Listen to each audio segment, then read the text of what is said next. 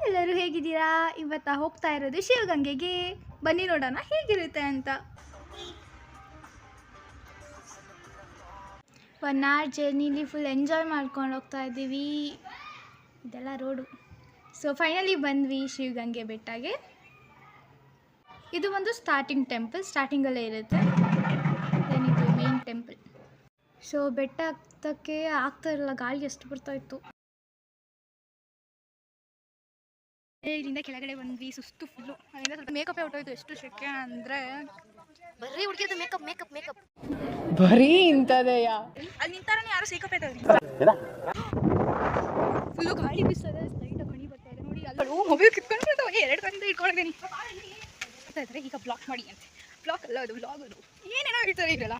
Full video ಬಂದು comment ಸೆಕ್ಷನಲ್ಲಿ link ಹಾಕಿರ್ತೀನಿ, ಅದ್ರಲ್ಲಿ ನೋಡಿ. ನಿಮ್ಗೆ ಇಷ್ಟ ಆದರೆ ಪ್ಲೀಸ್ ಸಪೋರ್ಟ್ ಮಾಡಿ. ವಾಪಸ್ ಮನೆಗೆ.